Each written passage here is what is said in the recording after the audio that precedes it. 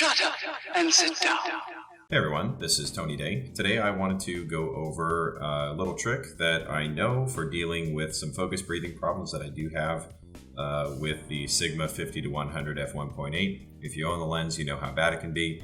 Right now I'm just showing you some before and after video right now of how I use this trick and how bad the focus breathing can really be. And obviously if you're using a lens that doesn't have nearly these kinds of breathing issues, the things I'm going to show you can work even better. Okay, so we're going to be using Resolve for this because it's a program that I use for most of my image manipulation. And these are all shots that I've used in one of my videos, so you can see how they kind of intercut into that video if you'd like. And we'll just look at this one real quick. You can see especially if you look at this leaf over here, you can see how the image kind of zooms in as it's racking in. Okay, so pretty obvious, right? I mean, that's a pretty obvious focus breathing issue. And here's the second image here. You can see how the especially if you look over here in the corner, you can see how that really does change. And what's going on here is basically when the lens changes its point of focus, you're basically changing the focal length of the lens at the same time. And that can be a real problem because you know, you're not actually getting the focal length that it says on the lens. And for some people, this is a horrible thing and is a deal breaker. For me, with the 50-100 is kind of the turd in the punch bowl situation. It's like a great lens except for this one major issue. If they were to correct it in a later version, I would immediately get rid of what I have and get that version. But you know, currently for me, this is the better headshot zoom that I'm aware of that does what I want. I usually use it for headshots, and when I do these kinds of racks, I make it very intentional. And then here's the last one that we'll go over. Okay, and you can see how it kind of, when you're going from focused close and then focusing back, how it does change the focal length. Okay, so now we've seen our shots. So the first thing I'm going to do is show you how I've seen a lot of people explain their theory on how to do this best. And what they do is they try to use zooming in post, which is basically just cropping and animating that crop, to try to keep the focal length looking like it's the same. Now this can be hard to do because you need to pick good frames and you need to keyframe it yourself. So we'll try that right now just real quick. So we're going to try that zoom method real quick. We're going to create a keyframe at the end and the beginning of the rack. I believe it's around the first frame. Yeah, about the first frame. Let's see here. We'll start it around there. Okay, so we've got our two keyframes. Okay, and we can't really zoom out, right? Like we couldn't zoom out from here because if we were to do that, you get, so instead we have to crop in at the shorter focal length in order for it to work. So we'll push in, kind of go back and forth. That looks pretty close. Looks like we kind of nailed it.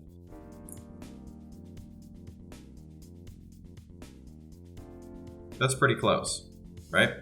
But one thing is they're not always this perfect. Okay, and in this shot, it actually works pretty well. And I would say that generally, if you add maybe a little bit of stabilization on top of that, you'll probably be okay. So I don't really use this method very often. And the reason is because usually you have to ramp it and you have to do a couple things to kind of get it solid. And this shot, not really an example of when it goes wrong, but I'll show you real quick what happens if you do an easy animation like that and it doesn't really do the job, okay? So here's this shot, okay? and we'll do the same thing we did last time. Find the beginning, around there. We'll add a keyframe. We'll go to the end of it. Looks like it's about the last frame. And then we'll use this thing over here as an indicator of where about we need to crop in. Crop in there. That looks pretty close. And we'll play it. Okay. Now, did you see that? See how it kind of has a rocky start? We'd have to ramp it, and then it kind of breathes in and out a bit as we go through. If I do this faster, you can kind of see how it pulses a bit. Now, it's not horrible. I mean, I'd say that this might look a little bit better. And if you do a little bit of smoothing, it might be even better than what it looks like now, right? But this can take a long time to get it perfect. Instead of doing the zoom method where you manually go in and mess with it, what I'm going to do is show you how you can use a stabilizer in DaVinci Resolve. And Premiere has something like this too, with the warp stabilizer that you can use. But I think DaVinci's is a little bit better, at least in my opinion, because there's a couple settings that you can use that make it a little bit easier to get what you want. So usually this is the default here. With all these settings, this is the zoom, this is camera lock, and this is the type. So we're going to leave it on perspective, and I'm going to show you why this to me isn't the one you want to use. And I would just skip this one entirely. Perspective tends to kind of act like a crazy in-body stabilization mechanism that doesn't know what it's doing. So, like, and usually this is what I'll see with in-body stabilization on cameras that kind of have it being weird. You see how it's, like, it looks like it's moving the image all around in this 3D plane. We don't want that, okay? See how when I play it faster, it's more obvious. See how it pulses and it kind of, like, it looks really strange.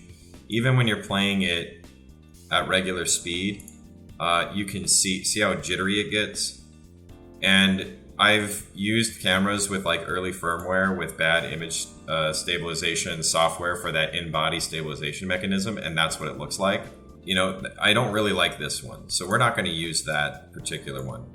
So that basically leaves us with translation or similarity. Translation is great if you've got like handheld footage and you're not zooming or anything, and like you're just trying to smooth it out. I would say translation is what you want to do because it's basically the pan and the tilt that's like being worked with. So it really helps in that. There's no zoom aspect to it, and you don't really want to, if you're not zooming in the shot, you don't really want to add that to your tracking data. So instead we're going to use similarity, and this one has your pan, tilt, and your zoom. It also adds the rotation, but it's not as crazy as the perspective one. The perspective one gets very wacky, but similarity, because of the way that it operates, usually if you've got like a rack focus that you're doing that's like these kinds of images I'm showing you, where you usually see the focus breathing problem at its worst, it usually works the best, just as a out-of-the-box tracker. And I'll show you. So we're not going to bother with any of these other things. We have this locked on a tripod, and the image is static other than this rack, right? So we're going to click on camera lock and leave zoom and leave similarity on, and we're going to hit stabilize. And it's going to analyze the image. And we should have, if this thing works out the way that I want it to, it should basically fix the shot. Okay. So let's see what it did.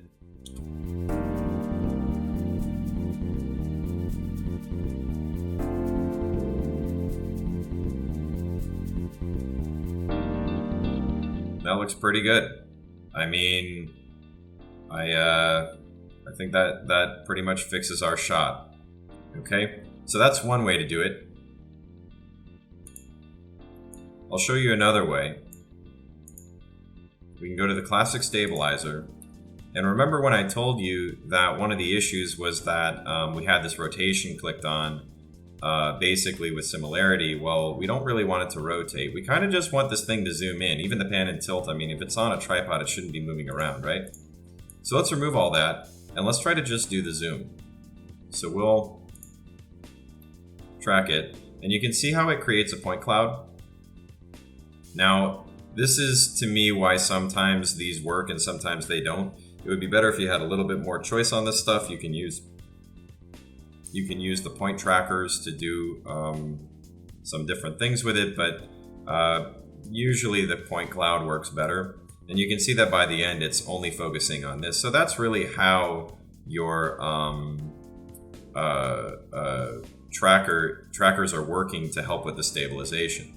So we did all that, and you probably saw that I had to click in here in order to track. Okay, so if you just hit stabilize on this one, it doesn't actually do it the same way. You've got to track it first, and then you hit stabilize. So usually this will start with 100. I just bring it all the way up for this, smooth at 0, and hit stabilize. I mean, that to me looks pretty good. And I think we got a better result with the other one.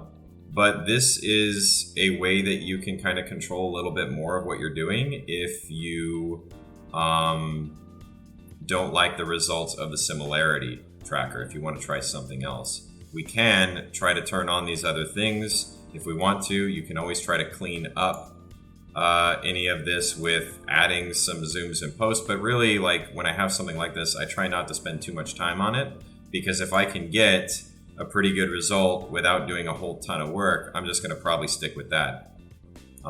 This one, I mean, usually with rigid stuff like this, you'll see more warping or issues. So it might be a problem, but let's just see how it works. So we'll do camera lock again, choose similarity, hit stabilize, and see what happens. See our result. And it's a rock solid, nice little transition. So, I mean, this one, it looks like it worked perfectly. I don't see any issues whatsoever. It didn't luckily grab onto this branch that's out of focus for most of it.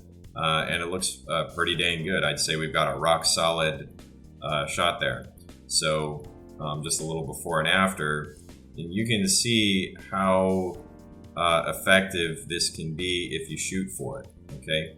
So what I mean by shooting for it is you have to realize that you're going to have to be cropping the shot in order to get it to look right. Doing this, you know, obviously you're going to be left with lower resolution. If you do this method to fix your focus breathing in post, the more resolution you have, obviously, the better it's going to be. And usually if you're only cropping in like a little bit, like let's say, you know, by 15% or something, like the resolution loss is not going to be obvious to anybody going from 4K to an HD render. Will it be visible in 4K? Maybe, depending on how far away they are.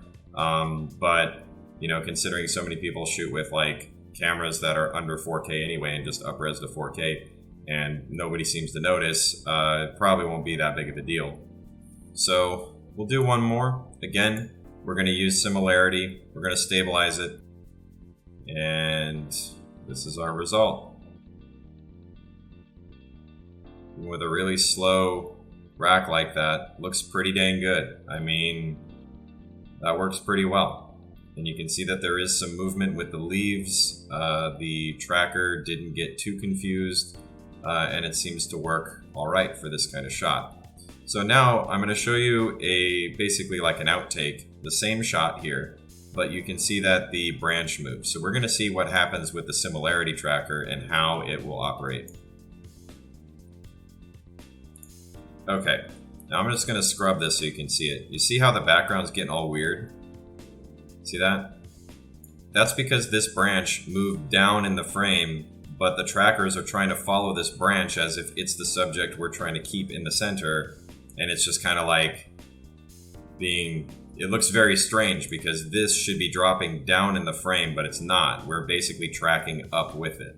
So in this kind of case, we're going to try the classic stabilizer and just the zoom, because it's got like the rotate and the pan and the tilt and all that on there. So let's see what happens if we just try to track it for zoom only. And I like this because you can actually see where the point cloud is. I really don't like it in the newer one where you can't really see what it's tracking so much. But this should help us get an idea of what it's using as information and see if maybe with just having it on zoom, if this is going to help us at all. Okay, so now we're going to hit stabilize, see what happened. We're just going to scrub through so it's a little bit more apparent what's going on. You can see that it looks like the breathing is still kind of there, but it's not as bad as it was. And we don't have that weird thing going on with the background. So again, depending on the situation, one version might work better than another. Sometimes you only do a shot like this maybe once or twice in a video. I don't recommend doing, a whole video series where all you're doing is rack focusing.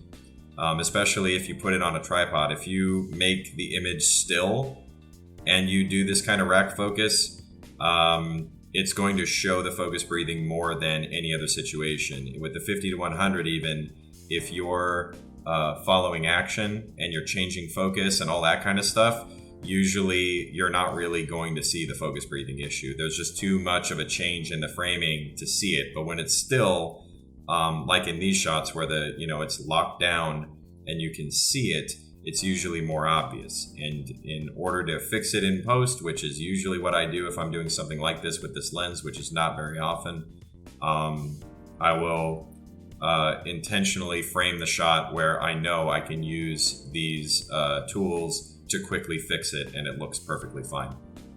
And especially for clients who aren't going to be looking for any of those issues that might have been there in the tracking process. If it's not 100% perfect, chances are that your client's not really going to see whatever that issue you might have niggling around in your head as a problem. So I hope you found this interesting or at least useful. I strongly recommend trying this before you do it on a paid project, obviously, because your mileage may vary. Please don't comment and tell me that you ruined a whole shoot because you used the Sigma 50-100 and you had all these ruined shots because you tried it a bunch of times and it just didn't work.